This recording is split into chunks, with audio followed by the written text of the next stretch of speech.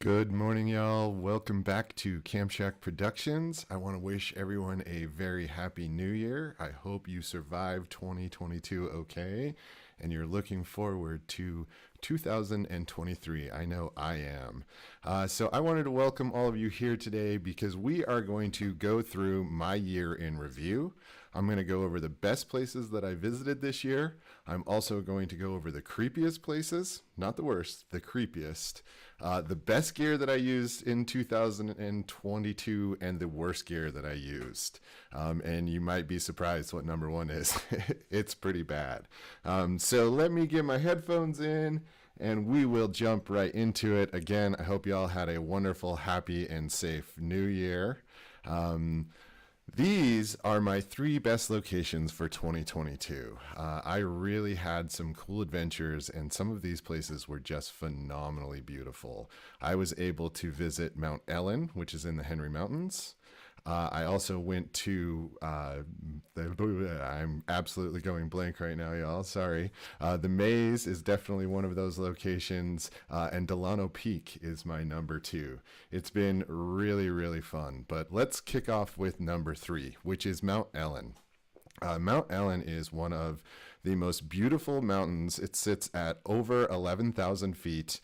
It is a difficult hike to get to it, but once you are up on top, you enter these scree fields, and it is just so cool. It sits right in the middle of the Henry Mountains, which I hope not too many people decide they want to go check out because we were there all alone for the most part.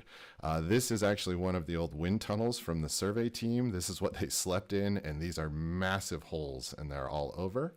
Once you get to the top of most of these peaks, which this is a high point, you will actually find mailboxes, things like that. And we visited a couple. I was able to go on this one with my wife and our dog Brandy. Number two, this is Delano Peak. So this sits right in the middle of the Tusher Mountains, and Delano Peak is just absolutely gorgeous. It is a location that you're right outside of Beaver, and these mountains just go on and on. And, you know, again, when you're getting up into something that's over 12,000 feet, it's just spectacular once you get up to the top. The colors were popping. There's a lot of great camping locations nearby. So, I mean, there are a ton of places. And we were up there on a fairly busy weekend. And again, we were pretty much the only ones up there. And we really enjoyed just kind of hanging out and then hiking that peak, which is a very hard vertical climb. It's not a lot of miles. It's only about 2 miles to get to the peak, but man, you go straight up and it is never ending, it seems like. But just hanging around, camping, if you're looking for a great place to go hang out with your family, enjoy some time, check out the Tusher Mountains. The stargazing in all of these locations is always phenomenal. All right, my number one best place that we went in 2022 was the Maze.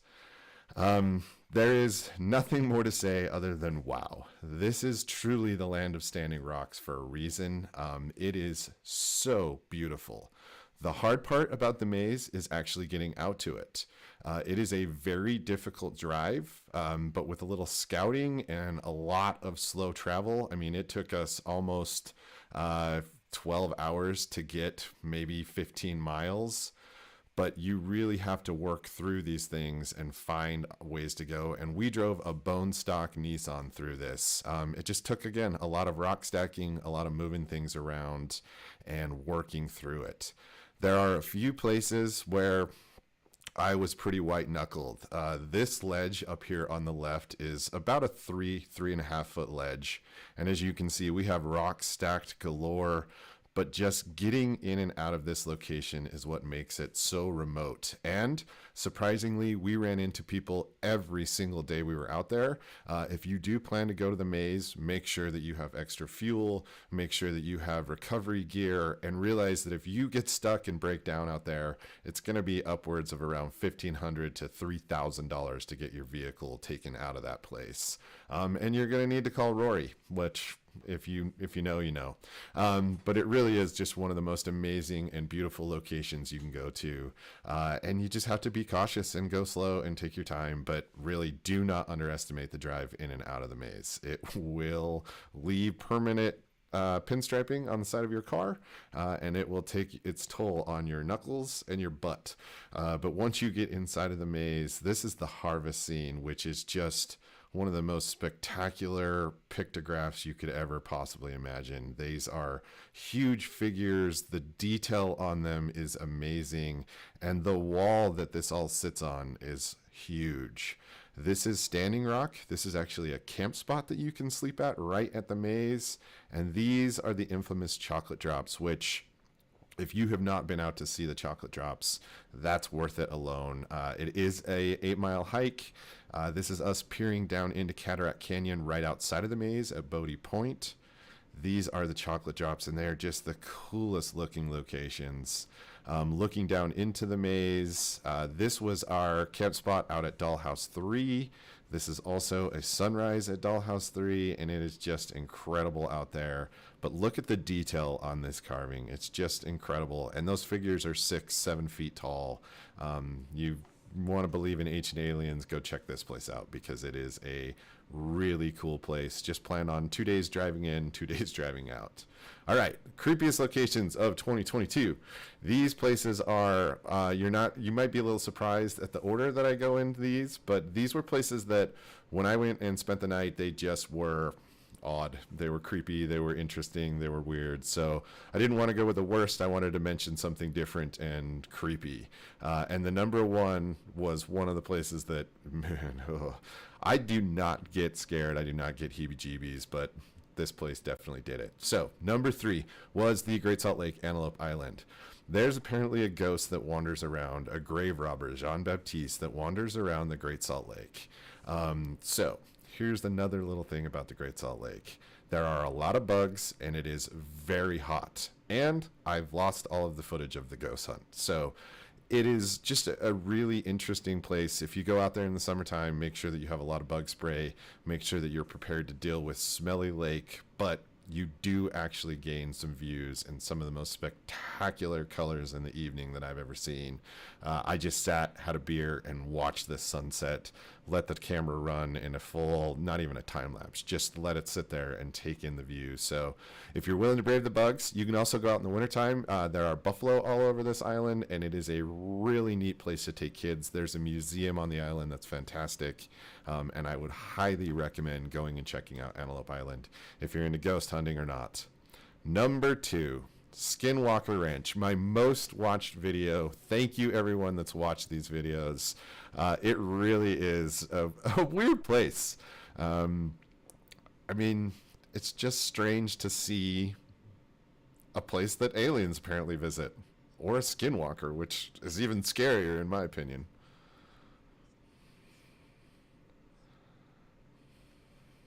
So the campground itself is UFO Valley Campground and ATV Tours, and it is a super awesome location. The family that runs the camp is just amazing, and it sits right in the middle of the Uinta Basin. It's right next door to Skinwalker Ranch. You can sit and watch the whole night. They have these ATV tours that take you up on the mesa where you can see that blue line up to the top. It's a really, really interesting location. I also took a ton of heat on this video for not staying up all night long and watching for aliens or something. It was like 98 degrees. I just needed to roll down windows and get cool. But again, the campground, the place, the people, super cool. I think there were like 9 or 10 spots that you can get to. They have porta potties. There's a little creek that runs through. So when it is hot, you can actually go and take a break. You could actually climb into the little, it's a cattle creek, so climb in at your own risk. But just a super neat place. They have a bunch of old farm equipment all over, and some shade structures that you definitely will need if you do not have a shade structure on your vehicle. This would also be a really cool place to visit in the winter, I think. Just realize that right now up in the Uinta Valley, I think temperatures are like 14 degrees Fahrenheit this morning. So if you're going to go up in the winter, it's going to be cold. If you're going to go up in the summer, it's going to be hot. I imagine the fall and spring are wonderful. This is their little like shade structure that they have, so you can try to get out of the sun, which just blazes upon you once it starts to set in the middle of the summertime. I did not hit my timer goal on this. If you guys like the 2-minute timer, put it down below, and I'll try to do more 2-minute tours of campgrounds that I'm at. But again, UFO Valley Campground and UTV Tours, just an excellent place. Go check them out. Call them, go to their website, make a reservation. It's not all that expensive, and it's awesome.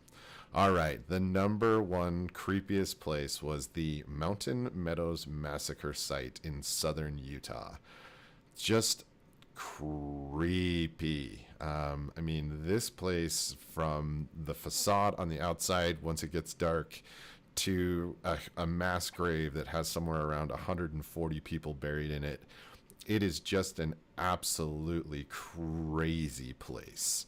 There are so many weird things that go on, and you just, it's unnerving. Again, I don't really, I spend a lot of time out by myself in the middle of the backcountry, nobody around, and it doesn't bother me at all. But this place, those little hairs on the back of my neck, from the moment that gate went like that, to all of the crazy things just laying around the actual memorial.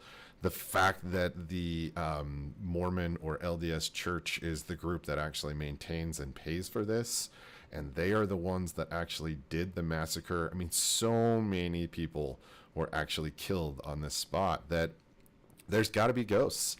That mound is just ominous. You cannot fathom what it's like to sit there.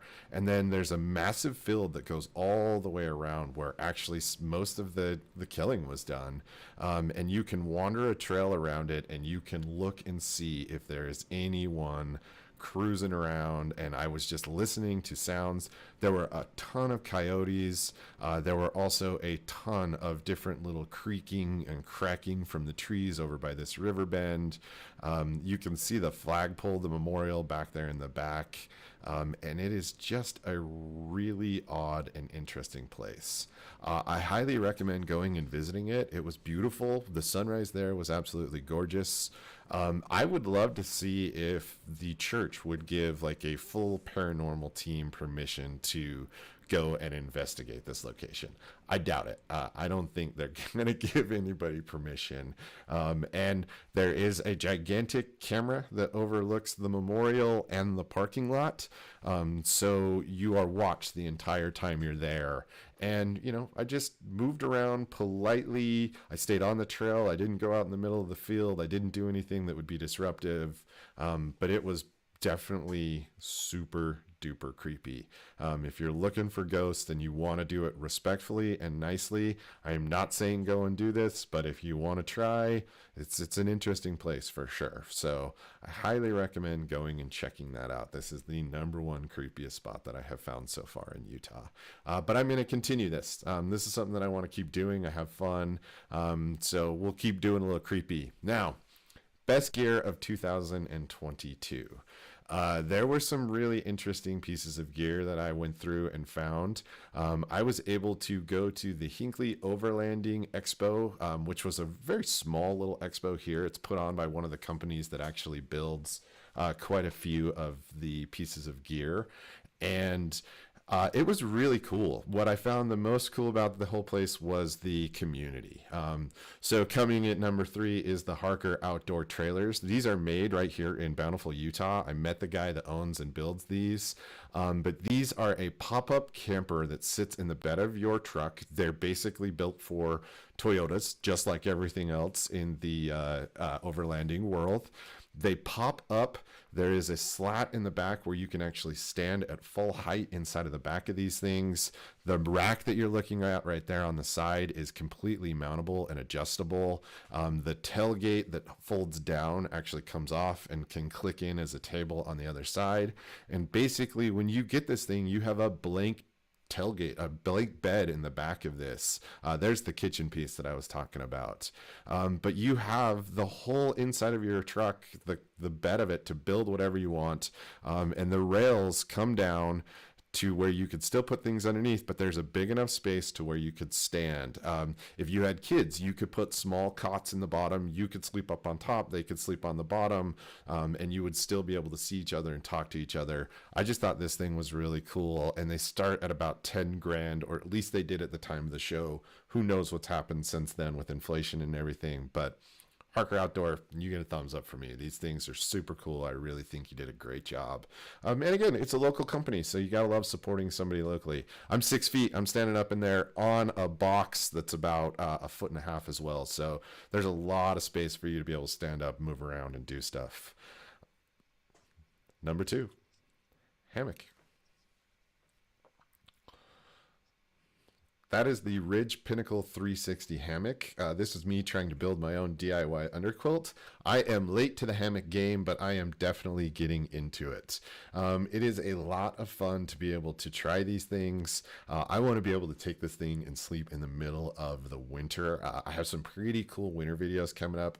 Thanks to my beautiful wife, I have a really cool new product to test that we'll be going over here shortly. But I also always bring a backup. But this thing is super cool. If you are a hammock camper, I think this thing was like 45, 50 bucks. It's got a really nice ridge line that goes all the way across the top. It comes with a bug netting, and there are a bunch of gear bags that you can slide around. I really, really like this. It's also a double wide, so you can lay asymmetrically and lay flat if you're into that kind of thing.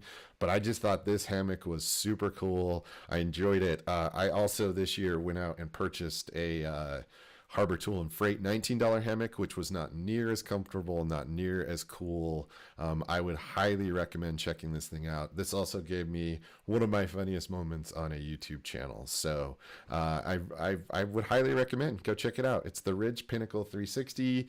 If you're looking for a hammock or you want to try hammock camping, this is a good way to start. And it's very comfortable. Again, I'm going to figure out this underquilt. I'm either going to really build one, or who knows, maybe there's somebody out there that wants to sponsor. All right, the number 1 product, which is kind of a surprise, but it is the 3M Headlight Restoration Kit. My headlights were in bad shape before we went into the maze, and I did not want to go into it blind. You can see they are just nasty. My Xterra, they're famous for yellowing lenses. With that 3M kit, if you are willing to put in a little bit of hard work and you are willing to actually clean it, take the time, this thing was awesome. I mean, it sends everything that you need inside of it. It works super, super good. It all just comes in one little easy to use box. All the tape, all the discs, it explains it very well. There's a video that you can watch and link it in. But this thing, again, if you are willing to put in a little bit of work and a little bit of time, it works great. Cheers. Again, Happy New Year. I know it's early. I only have one viewer right now, so it must be very early. But you can see all the yellow dust, everything. You can literally watch it just come right off of your headlights. And I think it was like 35 bucks at the time when I bought it. So I think that this is a stellar product. I would highly recommend it. I mean, look at the difference between that.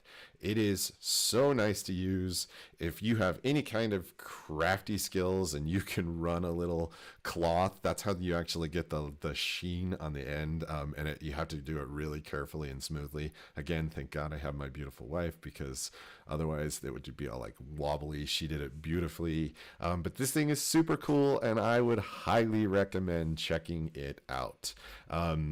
Don't be afraid. If you've got a drill, you can do this. And you just keep going. And it's weird because you're like, oh my God, am I going to ruin my headlamp? You're not. You just keep grinding on it and you get great results. All right. The worst gear of 2022. One of these is going to be controversial. I'm going to tell you that right now, because a lot of people probably like this. A lot of people are probably really going to hate some of the statements that I'm going to say right here, and I'm going to apologize now. But the worst thing that I used this year is a little bit surprising. It was rough. It was a rough day, I can tell you that. So what I have found for number 3 is I went with the Osprey Exos 58. I actually ended up taking this backpack back, not because it's a bad backpack. It is well built. It's a lightweight backpack. It's a really smart design. In fact, I wish Osprey would take these side pockets and put them on all of their backpacks. The one that I got instead it's got shorter pockets. So I love the fact that you can slide big long water bottles or poles or my tripod so it's not flopping around and I don't have to tighten all these straps. So I think this is a really well built backpack. I think there's a lot of good gear to it. But the thing that I have figured out is with what I like to do. I'm old, I'm 46 now, and when I go out, I like a little bit more comfort. And I'm usually all by myself, which means I'm carrying my tent, I'm carrying all my sleep gear, I have everything, and I'm usually carrying about 15 pounds of camera gear. I usually have a camera, a GoPro, a tripod, a gimbal if I can carry it, and these just did not work. The straps were too thin, and this pack is only rated for up to about 25 pounds. I think that the ultralight backpacking community is really cool. I like to take pieces of that gear and pair it right into what I'm doing so that I can utilize that stuff. But what I have found is that once I start loading it up with camera gear and all of those things, I need a sturdier, heavier duty pack to make sure that I am fully able to handle all of the gear that I'm carrying on my back. So it really comes down to making sure that you find what works for you. If you're an ultralighter, do it. If not, find a pack that's going to work. All right, number 2. Oh, the Sun Kun survival shovel. I had such high hopes for this shovel when I took it out of the box. I liked it. It feels sturdy. It feels solid in your hands. You feel like you could go out and be military guy. Thanks to all those that served. I am not that guy. I just like the gear that you guys use. And when I first took this out of the box and I used it, I was like, okay, this works. I can tell you later on down the line, I have used this a few times since, and the more I use it, the more I hate it. Do not buy this shovel. Whatever you do, do not get the Sun Kun survival shovel. First of all, it will fall apart. The compass popped right out. The hatchet snapped the very first time I used it. And the way that this shovel is threaded causes you to have problems while you're digging. I helped an older gentleman out of a snowbank when I went up and tried to spend the night in 0-degree weather. And what I found is that when you take the shovel and you throw something to the right, the way that it's threaded, it unscrews the shovel from the handle and the head, and it moves around. So not only did the hatchet just completely bust on the very first attempt of me trying to use it, I was excited. The shovel works good as a hoe if you're going to dig it like a trenching hoe, but if you're going to actually, look, snapped right off. That was within the first probably 10 minutes of me having this thing open. The blade is really cool. I'm going to figure out how to repurpose it because at this point I don't think I can send this thing back, but I can wholeheartedly tell you that this thing, just the way that it's designed, it's sturdy. It's just the threads and how it works. It unscrews when you're working with it. The hatchet breaks. Do not purchase the Sun Kun survival shovel. Not worth it. There's a lot of other stuff that you can get, and it's just a piece of junk. So don't do it. That was me after I got done helping out my buddy out of his little snow spot. And the only thing we had to get him out, he wanted me to drive down this road about 1.5 miles. And I was like, no, we're both not going to be stuck. So I'll walk down there with you. We'll dig it out. And he had no idea how to actually get his vehicle out. All right. The number one worst piece of gear for the year is the Alpine Fare 3 cheese chicken pasta. I will never forget the name. It is horrible. This is the worst backpacking meal I've ever eaten.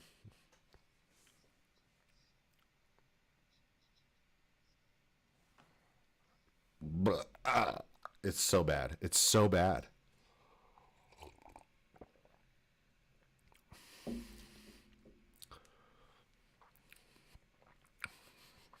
It's no joke.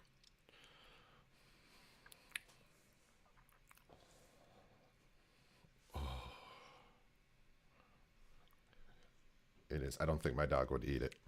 I don't. I don't think my dog would eat it. If you haven't seen it, go watch Caddyshack. It's worth your time, kids. I promise. Really. So, this was the most expensive out of the freeze-dried backpacking meals that I tried. And it was, I mean, oh my God, I took a spoonful and the last thing I wanted to do was try another one. And just because I wanted to make good YouTube content, I tried it again. And oh my God, it's horrible. Here, let the expert tell you.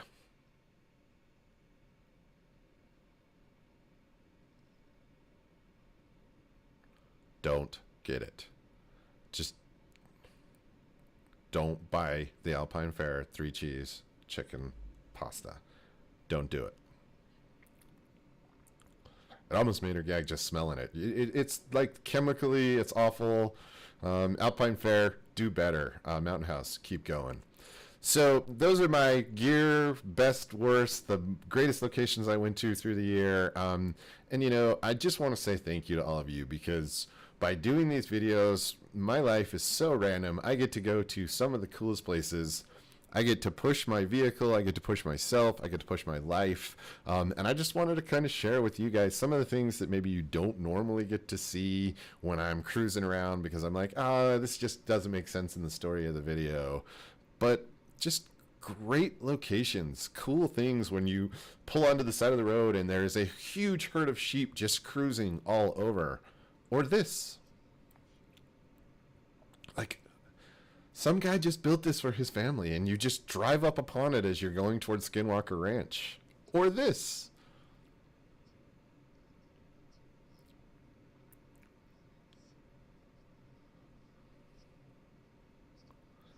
It's pretty cool, actually. And there's so much great history and interesting stuff in these small towns.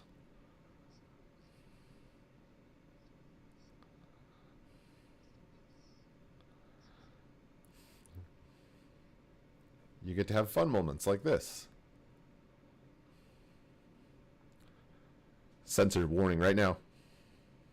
Sorry. I like to be a little inappropriate every once in a while. But come on. So much fun. Randomly doing things around the great state of Utah and hopefully soon other places. I almost did. Listen to what he's saying. It's a great channel. It's a lot of fun. Check him out.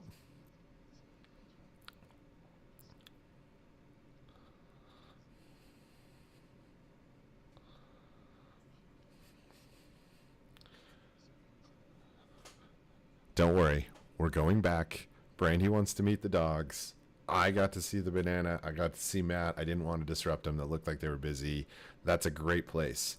So one of the things I'm thinking about in the future and one of the things I do randomly when I'm driving around is I cook food on my dashboard. Tin full of burritos, tin full of pizza, all kinds of things. So one of the things I'm thinking about doing for the upcoming year is actually going and trying to do maybe a full video on dashboard cooking. If that's something that you guys would be interested in or you think it would be fun or funny, leave a comment. Let me know what you'd like to see me try to cook. But overall, because of the great things, I get to go to places like this and see things like this. And I just can't thank all of you enough for supporting the channel and really allowing me to go through. My goal this year is to get to 1,000 subscribers. I'm at about 370 and I want to take that to 1,000. So if you're not subscribed and you're watching this video, please go down, subscribe, hit the like button, come on some more adventures with me. Gas prices are finally starting to come to a place where they're reasonable, so we'll be able to get out, have some fun, do some interesting things. I have some really cool videos planned. I plan on working on the Xterra in a couple different ways. I know there's a whole community of us out there. Go Xterra people. So I've got some really cool projects for that. I've got some really cool winter camping ideas. Right now, it's Stormageddon here in Utah. We're getting a bunch of snow, and I just want to take this channel to someplace fun. So I've got some really good stuff coming. I hope that you guys really want to come along on this journey and that you're looking forward to trying some new things. And if you have ideas, please leave them in the comments below. Let me know what you guys want to see. Let me know what I can do better. And most importantly, please make sure you go down and you hit that subscribe button. It is so important to help us try to grow this channel. If I can get to that 1,000 subscribers, I can do so much more. I can spend more money on videos and content. And that's really what I want to do, is try to up the production, what we're showing and what we're doing here. So y'all, I hope you enjoyed this first live. I think that this would be some fun ways to do some actual gear reviews after I've used them. Maybe we could sit down every couple weeks and go through some gear. But most importantly, I want to wish you a very happy new year. I hope that you celebrated and everything was safe, and that you're not hurting too bad this morning. Just the right amount, and that you really enjoyed yourself. And I'm wishing you a happy new year, and I hope that you're able to hit your goals like I am of that 1,000 subscribers, which, by the way, I want to remind you, you need to go down right now and hit that subscribe button, because if you don't, you will not get any more outdoor content fed to your YouTube. It's a new thing. They sent the rules out to us. The algorithm is changing. If you don't subscribe to Camp Shack Productions, no more. So for yourself and for me, go down, hit that subscribe button. I really had fun on my first live, y'all. I hope you enjoyed this, and we'll see you in the next video. Be well, my friends.